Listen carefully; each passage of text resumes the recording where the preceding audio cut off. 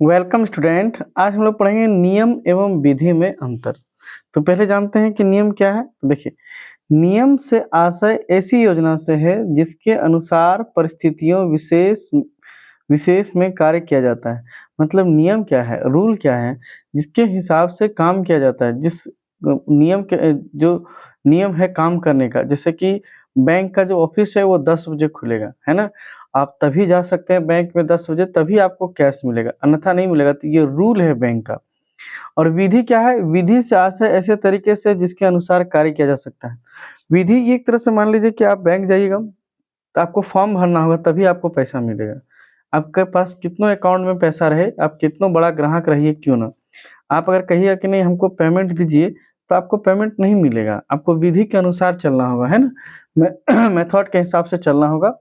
आप उनको फॉर्म भर के दीजिएगा तभी आपका वो पेमेंट देगा। दोनों का उद्देश्य क्या है? नियम संस्था के गतिविधियों को निश्चित दिशा प्रदान करता है। नियम संस्था जो भी ऑर्गेनाइजेशन है या संगठन है जो कार्य करता है, उसको अनुशासन बनाए रखने के लिए बहुत आवश्यक होता है। और उद्देश्य इस क्या करती है कि बनाए रखने के लिए उद्देश्य निर्धारित किए जाते हैं, जिसके लिए अलग-अलग उद्देश्य भी बनाए जाते हैं, अनुशासन बनाया जाता है। जैसे हम बताए ना कि 10 बजे आना है, तो अनुशासन के लिए ही काम करना है, ठीक है? विधि संस्था के कार्य को ठीक से करने तथा कार्य क्षमता बढ़ाने के लिए निश्चित किया जाता है। देखिए, अगर विधि नहीं होगा, मेथड नहीं होगा, मान लीजिए कि बैंक जाएँगे हम लोग, हम बोलेंगे दो पैसा, और हम लोग को पैसा दे देगा, चला जाएगा। फिर एक दिन हम लोग कहेंगे हम लेबे नहीं किए। तो इसीलिए आपको क्या करते हैं ना, फॉर्म भराया जाता है। विधि निश्चिंत है कि आप फॉर्म भर के दीजिएगा तभी आपको वो पेमेंट देगा। और जैसे ही आप पेमेंट दीजिएगा, तो आपको पेमेंट मिल जाएगा, तो उनके पास भी प्रूफ रह गया और आपके पास भी प्रूफ रह गया, है ना? तो इससे क्या होता है कि निश्चित की जाती है ना कार्य क्षमता बढ़ाने का, और कार्य क्षमता भी अच्छा होगा, आपका हिसाब किताब भी अच्छा होगा। नियमों के लिए प्रमाणीकरण की आवश्यकता नहीं होती है। आपको नियम के लिए ये प्रमाणीकरण नहीं करना होता कि सुबह 10 बजे ऑफिस खोलना ही सही रहेगा या नहीं रहेगा। रूल्स है क्योंकि उसके हिसाब से चलना ही पड़ेगा, है ना? जैसे स्कूल भी चलता है, आपको स्कूल आना है तो आपको यूनिफ़ॉर्म जो है पहनना ही पड़ेगा, आपको उसके हिसाब से चलना ही पड़ेगा, ठीक है? उसके बाद क्या है? अ, विधि द्वारा प्रमापित कार्य दशाएँ निर्धारित की जाती है, इसके अंतर्गत निष्पादित किए जाने हैं। इसके तहत ये तय किया जाता है कि कार्य को कैसे कर लेना है ना? तो कार्य करने का तरीका हम आपको बताएँ कि आप बैंक जाइएगा तो आपको पेमेंट देने का वो एक तरीका होगा कि आपको पेमेंट कैसे मिलेगा, ठीक है?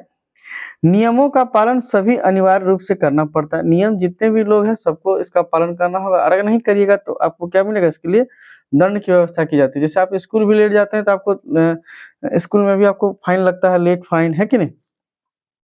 जबकि क्या है, विधियाँ क्या है, विधियों का पालन इस रूप से अनिवार्य नहीं होता है, इतना भी ज़रूरी नहीं होता विधि, है ना? कई जगह पर क्या होता है ना कि आप बैंक में जाइएगा तो चेक दे दीजिएगा तो आपको पेमेंट दे देगा। आपको फॉर्म भरने का ज़रूरत नहीं होगा। यदि कोई व्यक्ति इसका पालन नहीं करता है तो उससे दंड का कोई स्पष्ट व्यवस्था नहीं है। यहाँ पे कोई दंड का कोई ख़ास व्यवस्था नहीं कि आप ये काम करिए या ना करिए, ठीक है?